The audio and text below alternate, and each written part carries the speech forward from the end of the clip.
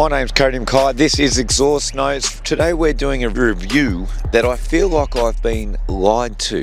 That's right, everyone back at the office was telling me that I'm going to review quite a pretty impressive car. A 700 horsepower beast does a quarter mile in about 11.5 seconds and is so quick it'll rip the skin off your face. And then they turned up with this, an SUV.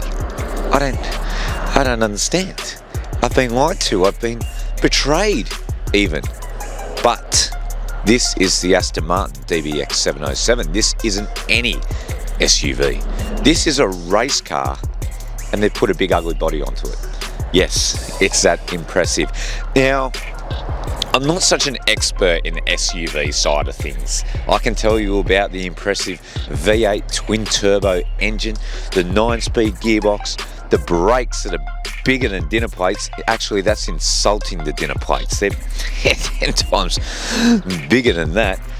I can tell you about all those things, but I've got to get the SUV things out of the way. So as I'm not an expert on the SUV matter, I've decided to hire a professional, as you might say, someone that's spent a lot of time in SUVs and knows them back to front. I'd like to introduce to everyone, Jordan.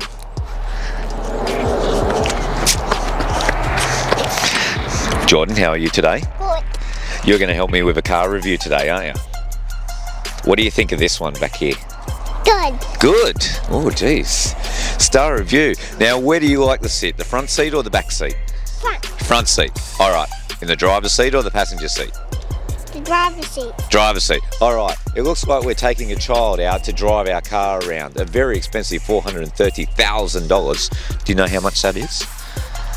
Is it a lot or a little? Little. Just a little. It's not that much. Very high taste I can see here from Jordan. All right, well, let's go jump in the car. You can show me how the door handles work. Now, these door handles I thought were a bit tricky, and it looks like they are a bit tricky. We're struggling with them there, but I do like how they're very flat and nice there. This is actually a good theft device. If a child can't get into it, don't expect a criminal to get into it. It's amazing security from Aston Martin's side. It's all right, darling, I'll help you there. Push that side in and pop. All right. Nice and stylish inside. So one of Jordan's favourite features is the adjustability of the seat. Seems she's figured it out quite early. She was playing with it before. What else do you like about the car, Jordan? Good chat. I like this. Yeah, see? The seats, that's a really good feature there. 3 different memory options there as well. Lumbar support, height raise, height fall, all the technical terms that come into it. What else do you like about the car? That. There's that. We like that as well. And the driver's seat. Oh, the driver's seat as well. Seeing as that went very riveting and the only thing the child thought was fantastic was the front seat adjustment, which is amazing what they think.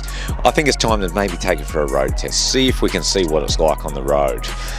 Grabbing the child seat out, because yes, this is the first ever supercar that I found that's child seat friendly.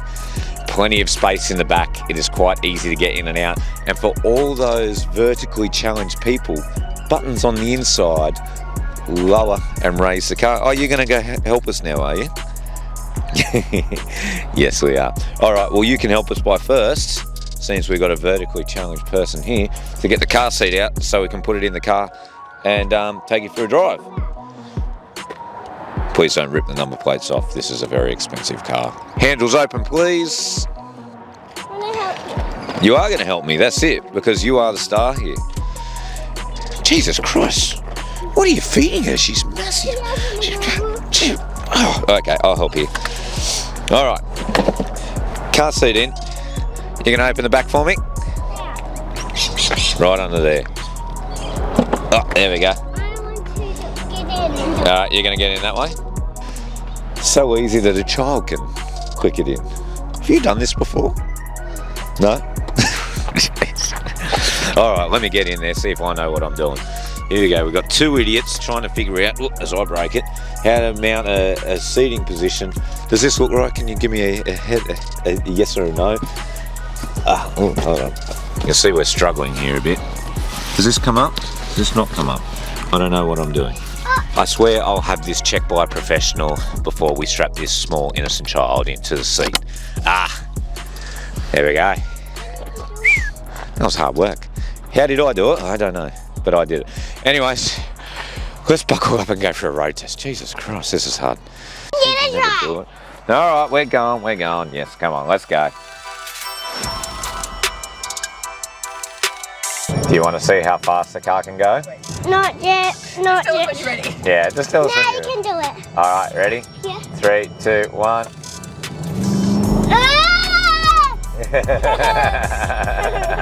As you can see, the favourite thing about this car with small children is the gadgets. So be prepared to have your ouch. I want it Be prepared to have your windows roll up and down a lot, and the doors locked and unlocked from the buttons at the back as well. A good feature. I want to do up and down. As you say, this kid's going to roll out the car very shortly if I don't start locking this thing down. Fine. You're a weirdo. I do like this feature. It's taken me a whole week to realise that this is a feature in the car. Pink. Look, purple. There you go, purple. Yeah. Oh, okay. Say Cody is the best. Cody is the best. Courtney smells. Courtney smells. Say, there's so much room in the back. There's so much room in the back. There's so much room for activities. So much room for activities. Cody is a good driver. I like the noise that the blinkers make. Oh, Like that is my favourite thing about this whole car. Yeah. The dunk, dunk, dunk, dunk. But I did not like my mum's fake makeup. Oh, now since we can have a bit more of a peaceful ride, we've got rid of the rugrats out the back, we can start talking about the actual car. One thing you might notice is your gear selectors right up here where your start stop button is. Now this is something that is getting removed in future models. I find it absolutely annoying. Now when you're driving around it's not really a problem, you know, as you drive your neutral, reverse, park and all that type of stuff as well. But try and get in and out of a tight car spot or reverse parking and all that type of stuff where you've got to take a couple of stabs at it. You'll notice you're reaching up and reaching back and reaching up every time that you need to get the car in, you know, reverse and drive all the time. Not like your gear selectors that are on the bottom or around your center console there where they're really, really easy to access. A nice big infotainment unit here, but I can honestly say this is one of the worst infotainment units I've ever had to use. That is not a touch screen. You cannot touch it, well you can touch it, but touching it will do absolutely nothing. So it just won't react to me at all. So instead, you've got to use one of two controls to control all of this unit, either with the rotating dial here or with your little touchpad here. Absolutely annoying. It's frustrating, especially as all the usual navigation systems that come with cars, I feel, just aren't up to what your Google Maps and Waze and all that type of stuff are with their navigation system. Trying to navigate around your Apple Play system or Android Play system is an absolute nightmare. You'll end up spending more time with your eyes off the road than you will with it on the road, trying to navigate this thing just so you can select a different song or select a different pattern or whatever you've got to do there. So I have heard that this is going on the new model, so next year's model will be getting the touchscreen infotainment unit. Please correct me if I'm wrong on that, but that was just the rumours on the ground. It's going to be one thing that really makes or breaks this car. One thing as well, talking about phone connectivity with your infotainment unit, yes, it is difficult to navigate through it, but it's not wireless. You do have to plug your phone in if you want to use it. And the most annoying thing I have found is every time you jump in and out of the car, or even if you leave your phone in the car, turn the car on and you have to unlock your phone to then make the unit work, which is something I haven't encountered on a lot of other models before. Usually it just jumps straight into it. I know even with my aftermarket stereos in my own personal cars, it's straight into it. So having to connect your phone in such a luxury vehicle is an absolute annoyance. It's really a judgment of character of what people are doing when building cars, as everyone wants connectability, everyone wants comfort. especially if this vehicle is more based on an SUV, not so much a race car. They're features that you really would expect from it. And I don't know if it is, and maybe an Apple or Android thing, or the infotainment thing, or what the story is there. Every time that something might interrupt, like a message or something might come through, or your navigational system talks about direction, it will give this loud boom after it stops the message while it's introducing the song back again. That is something that can really catch you off guard and gets you really annoyed most of the time as well. So you could really say that this unit really is waiting for that good overhaul that's coming in the next gen models. Now I've got the Rugrats out of the way, I can start talking about the fun stuff. Probably the reason that you're tuning in here. What's it like to drive? Now, I can say, it's bloody quick. It's face melting quick. You put your foot down, you're not waiting for those turbos to spool up. It flaps down that 9-speed box, picks a gear and shoots like a shot out of a shotgun. It is absolutely beautiful. So you'll be racing mums on the streets and they won't know what hit them. He's probably got the world record for school to preschool back home, and then the kids' sports in every continent known to man. It is that quick, and it is quite fun to drive. Don't get me wrong, you can go through the sports modes and tune everything up and get everything all stiffened up. It does still wallow like an SUV. Not a bad one. It's just incomparable to, say, like a supercar or something that's very tight in the suspension and bumpy around.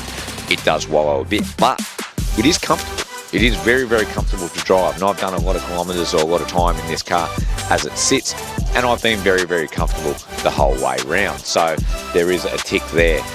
Massive brakes on it, 23-inch tyres. Jesus Christ, these things are absolutely huge, and they grip the road really, really well. So look, it is good. I think I've been converted a little bit on an SUV. Fair enough, it has to be an absolutely ball-tearing SUV to drive. It, has to have a minimum of a V8 with a twin turbo and a 9-speed box and all-wheel drive to really get me excited. But I think if I can afford this, I might start thinking about having kids. Or will I? Or won't I?